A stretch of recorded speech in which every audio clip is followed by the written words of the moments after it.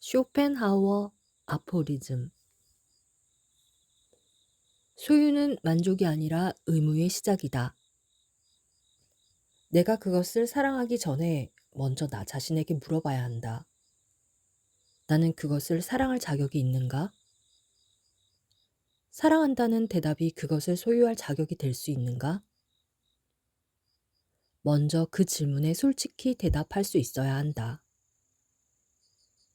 은총이 기적처럼 내게 그것을 허락할지라도 내가 그것을 누릴 만큼 자격이 되는지 확신할 수 있어야 한다. 그것을 소유함으로써 내 삶이 부끄러진다면 나는 그것을 움켜쥐지 않겠다. 이것은 자연의 순리다. 자연은 가치가 있는 것들에게만 가치를 부여한다. 소유는 만족을 위함이 아니다. 소유는 의무의 시작이다. 내가 뭔가를 가졌다는 것은 내게 어떤 의무가 주어졌다는 신호다. 많은 것을 가질수록 나는 많은 의무로부터 괴로움을 겪어야 한다. 신을 향한 믿음이 존재한다는 것을 인정하는 그 순간 신의 뜻대로 살아야 할 의무가 주어지는 것처럼 말이다. 우리는 어머니의 고통과 함께 세상에 태어났다. 우리의 생명은 한 여인에게서 죽음을 떠올릴 정도로 고통스러웠다. 그것을 알게 된 후에도 우리는 어머니에게 감사하지 않는다. 아주 당연하다는 듯 뻔뻔스러운 얼굴로 어머니의 눈가에 맺힌 이슬을 냉소한다. 우리는 태어남과 동시에 이기주의를 배웠다. 우리가 살고 있는 이곳을 천국으로 만드는 방법이 하나 있다. 아무것도 욕심내지 않는 것이다. 나 자신은 물론이고 다른 사람에게도 뭔가를 요구하지 않는 것이다. 모르긴 해도 다가올 천국은 이런 모습일 것이다. 이성적으로 생각해봐도 욕망으로 가득 찬 인간이 천국에서의 생활에 만족하는 것은 불가능하다. 그러니 이제 와서 뒤를 돌아볼 필요가 없다. 언제나 앞만 바라봐라.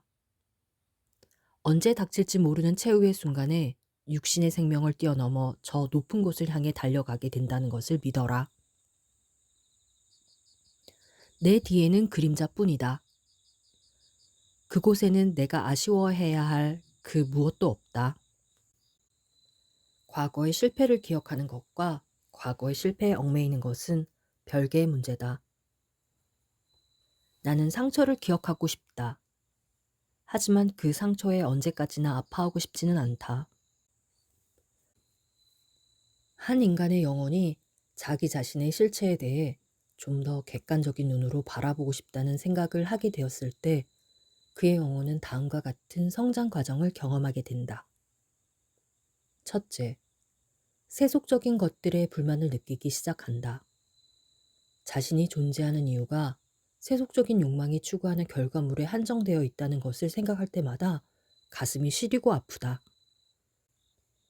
그런 아픔에 익숙해질수록 명예나 재물, 권력 같은 세상의 덕목들이 하찮고 우습게만 보인다. 그리고 뭔가 색다른, 그동안 잊고 살았던 혹은 현재의 나를 가능케 한 어떤 존재를 내 안에서 발견하고 싶다는 충동에 휩싸인다. 둘째, 내 안에서 꿈틀거리던 막연한 존재가 신이었음을 확신하게 된다. 자연스레 나의 욕망이 아닌 신의 욕망을 고민하게 된다. 그와 동시에 살아가는 동안 내가 해야 할 일들과 해서는 안 될 일들에 대한 기준이 생긴다. 또 나만을 생각하고 아껴왔던 가식적인 굴레에서 벗어나 타인을 염려하는 마음을 갖게 된다. 그 결과 난생 처음으로 해방과 자유를 맛본다. 나와 세계라는 단순 구조에서 우리 모두와 세계라는 복잡 구조로 새롭게 정립되었기에 가능한 자유다. 즉, 내가 얻지 못하더라도, 내가 그것을 해내지 못하더라도, 내가 좌절하고 상처를 받더라도 예전처럼 슬퍼하거나 의기소침해 하지 않는다. 왜냐하면 세계는 나만 홀로 존재하는 곳이 아니라 우리가 모두 함께 공존하는 곳이기 때문이다. 이 세계는 나의 의지다. 신의 의지가 곧 나의 의지다. 나의 의지를 신의 의지와 동일하게 여겼을 때 인간은 비로소 참된 존재로 거듭나게 된다. 인간의 의지로 나를 드러내는 것만으로는 부족하다. 그 의지가 신의 의지로 여겨져야 한다. 그래야만 인간은 불안을 떨쳐낼 수 있다. 신의 의지인 내게는 걱정도 불안도 없다. 이와 달리 인간의 굴레를 벗어나지 못한 의지는 인생의 방주가 될 수 없으며 살아가는 내내 불안과 고통은 필연적으로 다가온다. 우리에게는 두 가지 길이 있다. 인생에 대한 극복과 인생에 대한 굴복이다. 숨쉬는 모든 존재에게 길은 이 두 가지뿐이다. 교육의 궁극적 목표는 성장이 아닌 개조에 있다. 청소년기의 경험은 인간의 두뇌가 활동을 그칠 때까지 소중하게 보관된다. 행동과 사고에 지대한 영향을 미치는 가치 판단의 원형으로서 중대한 의미가 있다. 성장 과정을 통해 이를 몸소 체험한 기성세대는 자라나는 청소년들에게 그들이 아직 경험으로 인식하지 못한 미지의 개념을 주입하려고 시도한다. 다른 말로 교육이라고 표현하는데 교육의 기본은 가치 판단의 강제적 주입이다. 인간에게는 지식과 더불어 지성이 필요하다. 지식이 인식이라면 지성은 의지다. 인식은 객관화를 추구하고 의지는 주관화를 추구하는 점에서 지식은 수동적이고 지성은 능동적이다. 지식이 알맹이라면 지성은 껍질에 비유할 수 있는데 껍질 안에서 열매가 익어간다는 것은 농부가 아니더라도 모두가 알고 있는 기초 상식이다. 인간의 인식 성장 과정을 추적해보면 먼저 나를 인식하고 그 후에 나와 비슷한 타인을 인식하고 인간이 아닌 그 외를 인식하고 그 외에서 인간의 삶에 영향력을 행사하는 사물을 인식하게 된다. 이 사물에는 법과 질서, 윤리, 정치 사상도 포함된다. 그런데 인식 과정에 타인이 개입한다면 어떻게 될까? 개인의 근간이 희석될 위험이 있다. 개인이 타인으로 변질되는 것이다. 타인의 범위는 넓게 보면 인류 전체, 국가, 사회, 지역, 가정까지 범위의 한도가 매우 넓다. 따라서 교육이라는 외부 강압은 우리가 일생을 살면서 거의 순간마다 다가오는 위험이다. 지식은 도덕과 마찬가지로 외부에서 정한 관습을 그대로 따라가서는 안 된다. 페스탈로치 같은 선구자가 앞장섰듯이 인간 본성이 스스로 발현할 수 있도록 배려하고 기다려줘야 한다. 예를 들면 페스탈로치가 평생을 붙잡고 가르쳐도 백지로 태어난 아이는 현자가 되지 못한다. 백치가 그의 본성이기 때문이다. 이를 강요로 개조한다는 것은 사회 평등으로 포장될 수 없는 엄연한 폭력이다. 그러므로 백치로 태어난 인간은 백치로 죽을 수 있게끔 기다려주고 천재로 태어난 인간은 천재적 재능을 발휘하며 고독하게 죽어가도록 배려해 주어야 한다. 하지만 교육은 기다려주지도 배려하지도 않는다. 백치도 일정 수준 이상의 지적 능력을 사회에 보여주어야 하며 천재는 일정 수준 이상의 자기 능력을 함부로 표출해서는 안 된다. 세상에서 합리적이라고 말하는 행동 양식 중 인간성이 뒷받침된 활동은 전무한데 교육이라고 다를 바 없다. 이런 점을 고려해 봤을 때 교육의 궁극적인 목표는 아니 교육의 발생 원인은 성장이 아닌 개조에 있다고 의심해 보지 않을 수 없다. 인간은 환경에 좌우되는 생물이다. 눈앞에 나타난 사물, 체험, 사람들을 대상으로 추론이 시작되고 그 과정에서 자연스럽게 인식의 힘을 키우게 된다. 그 중요한 순간에 개조를 목표로 학교와 사회의 개입이 본격적으로 시작된다. 이것은 어떤 말로 포장해도 잔인한 사육에 지나지 않는다. 일생을 자신의 의지로 살아온 사람이 있다. 반대로 일생을 인식의 수행으로 자신을 납득시키며 살아온 사람이 있다. 둘 다 절망과 불행, 타락과 해계로 평생을 소비했다는 점에서 다를 게 없지만 죽음의 순간에 한 사람은 후회를 남기지 않고 다른 한 사람은 죽음마저 허무하다고 느끼며 눈을 감는다. 의지뿐인 인생은 야만이다. 그러나 의지는 후회하지 않는다. 인식은 인간이 가장 자랑할 만한 지적 활동이지만 의지라는 토대에서 발생하지 않는 인식은 조건 없는 수용에 불과하다. 그 같은 인식에 자아가 깃들 리 없다. 사람이 나이가 들수록 고집불통으로 변하는 까닭은 강제로 수용된 인식보다 개인의 야만적인 의지가 생의 욕구에 더욱 부합한다는 것을 깨달았기 때문인지도 모른다. 봄의 온갖 나뭇가지에서 똑같이 초록색 이파리가 나온다고 해서 인간도 그러리라는 보장은 없다. 적어도 40살까지는 교육에서 소외되어야 한다. 실제로 은둔한 현자 중에는 40살 이후에 발견된 경우가 많다. 인간의 나이 듦을 겉모습에서 확인하는 것처럼 불행한 일은 없다. 사회적 위치, 희끗희끗한 머리, 자녀의 수, 사는 동네로 그의 나이를 짐작할 수 있다는 것은 개인적으로 너무나 슬픈 일이다. 인생은 옷감과 같아서 처음에는 그 위에 수놓인 무늬를 보고 가격을 흥정하지만 막상 입고 다니다 보면 내 몸에 맞는 옷인지가 더 중요하다. 내 몸에 맞지 않는 화려한 무늬의 겉옷은 비싼 값을 주고 산 만큼 쉽게 내다 버리지는 못하는 대신 서랍에 놓고 보관할 뿐이다. 마치 이 시대의 훌륭한 교육의 수혜자들이 그들 자신의 생애에 별다른 발전과 만족을 가져오지 못하는 것과 같다. 비록 바늘 자국과 꿰맨 흔적이 도드라지더라도 그것이야말로 살아온 증거가 된다. 옷감의 매듭이 자꾸 풀린다는 것은 그만큼 자주 입고 뭔가를 실천했다는 증명이기 때문이다. 서랍 안에 곱게 개어놓은 비싼 코트가 눈보라를 막아주지는 못한다. 교육은 우리를 가난한 신분에서 구원해 줄 수 있어도 가난이라는 모순을 우리 삶에서 영원히 추방해내지는 못하는 것이다. 정신적으로 성숙한 사람일수록 감성이 극도로 예민하다. 정신적으로 성숙한 사람일수록 고통을 느끼는 감성이 극도로 예민하다. 더욱 열정적인 성격일수록 상상력이 넘치고 정서적으로 타인에게 휘둘리고 싶지 않다는 완벽주의에 시달린다. 그로 인해 작은 실수에도 스스로 감당할 수 없는 나락에 떨어질 위험이 크다. 격렬한 감정 변화에 자기 자신이 가장 큰 상처를 입는 경우가 많다. 타고난 재능이 많을수록 다양한 분야에 관심을 보이고 이는 곧 생업이라는 생존 수단에서 멀어지는 원인이 되기도 한다.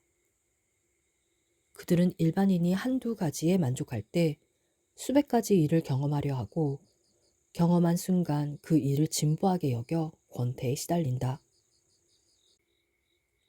그런 점에서 봤을 때 정신적으로 무능한 인간이 현실에서는 가장 행복한 인간이라는 주장이 일견 옳은 얘기처럼 여겨지기도 한다. 그러나 이런 행복을 원할 사람은 많지 않을 것이다. 나 또한 무엇이 옳은지 미리 결정할 의사는 없다. 안티고네는 행복의 첫째 조건은 분별력이다 라고 말했다. 하지만 비슷한 시기에 아이아스는 생각 없이 사는 것이 제일 즐겁다라는 말을 남겼다. 이에 대해서는 구약시대 사람들도 의견이 일치하지 않는다. 위경의 어느 구절엔 바보의 삶은 죽음보다 고약하다 라고 했지만 지혜의 왕 솔로몬은 지혜가 많아도 번뇌가 많다 라고 말했다. 인간의 성격은 어떻게 만들어지는가? 인간의 성격에는 예지적인 것과 경험적인 것이 있다. 예지적 성격은 날 때부터 결정된 것이고 경험적 성격은 예지적 성격이 자신의 성향을 드러내며 시간과 공간 및 관계와 형식에 분산되어 체험했다가 얻어진 경험을 축적하여 기억하는 지식의 총량이다. 그리고 인간은 대부분 예지적 성격보다 경험적 성격을 먼저 드러내게 되어 있다. 일상생활의 대부분을 경험적 성격으로 살아가고 있다는 얘기다. 물론 경험적 성격에 필요한 사회적 지식 또한 예지적 성격의 반동으로 수집된 정보이므로 결국 인간성이란 예지적 성격을 사회적 관계 속에서 수시로 변해가며 등장시키는 변주곡에 불과할 수도 있다. 예지적 성격이라는 밑그림에 경험적 성격이라는 물감을 상황과 관계에 맞춰 색칠하는 것이 인간의 색깔이라고 할 수 있다. 하지만 예지적 성격과 경험적 성격만으로 모든 것을 설명하기에는 치명적인 오류가 한 가지 있다. 인간에겐 제 삶의 성격, 이른바 획득 성격이라는 것이 있어서다. 삶의 여정에서 인간은 다양한 성격적 변화를 겪는다.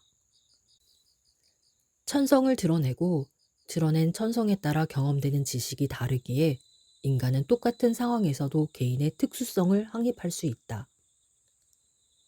획득 성격은 이렇게 수집된 특수성 중에서도 자신이 원하는 것만 선별해 취합, 가장 개인적인 성격이다. 생활에서 겪은 사건들 혹은 세상의 관습에 대한 개인적 판단을 통해 얻어진다는 전제에서 경험적 성격과 유사하게 보이지만 매우 중요한 차이점이 하나 있는데, 경험적 성격이 외부 반응의 수집을 기반으로 성립된다면 획득 성격은 자기 자신의 반응을 수집하고 기억하는 데서 만들어진다는 점이다. 우리는 자기 자신이 이해되지 않을 때가 많다. 타인의 행동을 이해할 수 있고 타인의 행동을 판단할 수 있으면서도 오히려 자신의 행동은 이해하지 못할 때가 있다.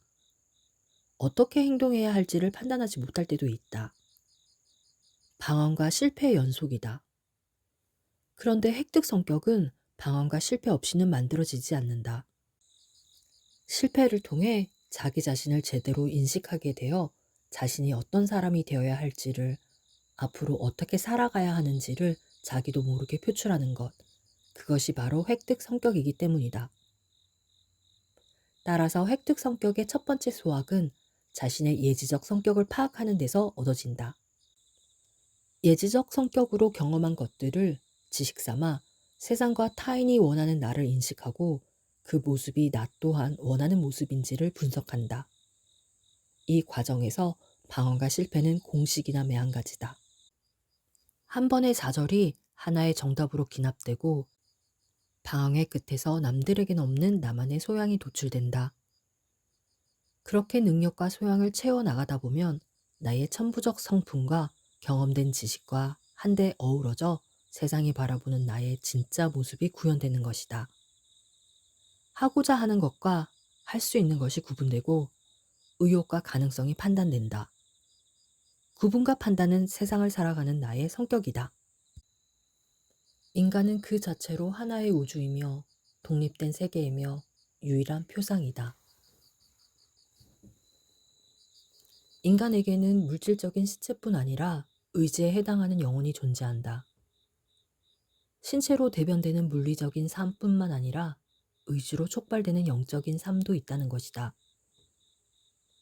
신체가 그릇이라면 내용물은 의지다. 따라서 자신의 의지를 깨닫지 못한 채 살아왔다는 것은 그릇의 가치로 살아왔다는 것과 동일한 의미다. 내용물이 버려진 인생이 낙담과 절망에 시달리는 것은 어찌 보면 당연한 결과이며, 그릇만 남은 인생의 풍요가 찾아오기를 기대하는 것은 허황된 욕망이 지나지 않는다. 그러나 안타깝게도 대다수 사람은 한 개의 그릇으로 생을 마감하고 있다. 운이 나빴다, 타고난 복이 없었다는 등 갖가지 변명이 난무하고 있으나 결국은 쓸데없는 망상일 뿐이다. 사람이 그 일생에서 뜻을 이루지 못하는 까닭은 첫째로 그릇의 내용을 담지 않았기 때문이며, 둘째로 내용을 준비하되 그릇을 소홀히 했기 때문이며, 셋째로 그릇에 맞는 내용을 준비하지 못했기 때문이며, 넷째로 내용에 맞는 그릇을 준비하지 못했기 때문이다. 의지와 신체는 서로 다른 둘이 아니다. 의지가 있기에 신체라는 표상의 출현이 가능했고, 신체라는 표상을 벗어나서는 의지의 확인은 불가능하다. 우주 만물의 탄생이 이 같은 질서에서 벗어나지 않고 있다.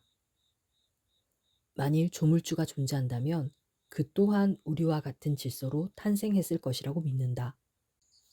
한 가지 차이점이 있다면 그의 의지는 우리의 의지보다 확고하고 자율적이며 모든 의지의 의지가 될 만큼 순수했다는 것뿐이다. 기독교에서 말하는 하느님도 거대한 의지이며 여타 종교에서 말하는 천지를 주관하는 절대자들도 동일한 의미에서 의지이다. 이런 의지가 담긴 그릇이 우주 만물이다. 우주의 섭리와 인간의 삶이 서로 다르듯 보여도 결론을 말하자면 우주의 섭리가 세계에서 표출되고 인간의 삶에서 우주를 구성하는 입자들이 새롭게 형성되어 하나의 표상을 이루고 있다. 그 때문에 인간은 그 자체로 하나의 우주이며 독립된 세계이며 유일한 표상이 된다. 인간이 스스로를 영장으로 정의한 주체가 다름 아닌 인간의 의지였던 것이다. 오직 질문을 통해서만 성장한다. 고달프고 덧없는 인생이 쳇바퀴처럼 돌아간다. 날마다 우리는 질문한다. 왜 사는가? 무엇을 위해 사는가? 가치 있는 삶이란 무엇인가? 앞으로 어떻게 살아야 하는가? 인간은 질문을 통해 살아가는 이유와 목적, 그 속에서 얻어지는 의미와 가치를 추구한다. 철학이란 인간이 살아가는 이유와 그 이유를 실현하기 위해 무엇을 해야 하는가에 대한 질문이다. 궁극적인 목표를 위해 어떻게 행동할 것인지를, 그 전에 궁극적인 목표가 과연 무엇인지를 자신에게 묻고 답을 내리는 모든 행위가 철학이다.